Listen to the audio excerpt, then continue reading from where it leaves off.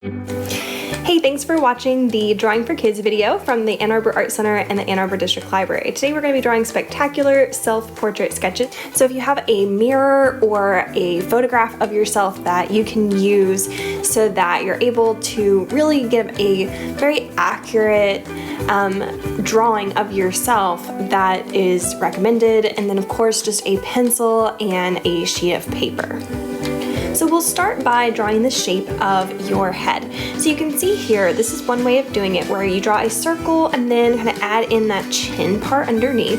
You can also add the circle at the top for the base of your head and then also a smaller circle there towards the bottom for the chin. You can also just sketch the head shape that you see. If you have a rounder head, then draw a rounder shape, and if it's more oval, then draw more of an oval shape. Then you can go ahead and draw vertical and a horizontal line, both in the middle. So you're going to draw one line down the middle, going vertically down, going up and down, and then one horizontally going from side to side. So on that horizontal line going side to side, that's where our eyes go. Now we don't want to draw them too big, and so we want to place the eyes in the right place as well as the right size. We want to take note that typically our face is about 5 eye widths across, and so you can draw those out. You don't have to. You can also just do your best to get them in the right size. And then of course look in the mirror, look at your photo of yourself so that you can get the most accurate portrayal of your eyes. So practice that eye shape if you want. Notice how I'm drawing the colored part of my eye. Like I have brown eyes, so that part is called the iris. Notice how I don't draw it in full. That part of it is cropped beyond the eye. So the whole eye is this round, eyeball, but we don't see the full eyeball because our eyelids cover it. So that's why the shape of our eyes is what the shape that they are, because it's our eyelids and the way that they kind of come down. So then I'm drawing my eyebrows. So again, take a look at your own face and draw the eyebrow shape that you see. From about that eyebrow line, if I were to draw a line connecting those eyebrows down to my chin, I'm gonna go about halfway down, and that's gonna be the bottom of my nose. So you can see where I've made this like little curvy shape. And then for the sides of my nose, I'm gonna draw a line from the corner of my eyes, the inside corner of my eyes, and that helps me know how wide to make my nose. Where do I make those nostrils?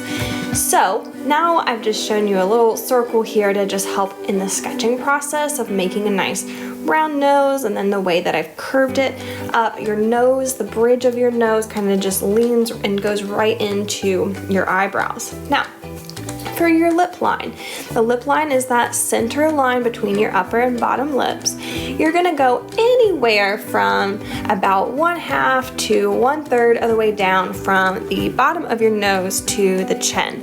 So you can just look at the mirror and figure out where that lip line should be. And then if you're just kind of having a face where you're not really smiling, you're not frowning, you're just kind of staring off into space, as far as how wide to make your mouth, it's gonna go about those pupils in your eyes down to the edge, to the corners of your mouth. So you can see how I've made those lines there. So again, don't forget that you can always pause this video to get caught up. I know it's moving along very quickly, but just pause it, okay? Now, you can see I'm making some adjustments. Now that I have my facial features drawn in, I'm recognizing that, hey, I actually need to make a little bit more space in my jaw area. I did not quite make it large enough that really makes it look like me. So take a look at the shape of your face that you've drawn, and then of course the shape of your actual face, and make sure that they're pretty similar. Doesn't have to be perfect, of course. This might not be an exact replica of you. I wouldn't expect that at this point, but just have fun and just do your best. Now, the top of the ears are gonna line up about where the eyes are, and the bottom of the ears are gonna line up with the bottom of the nose.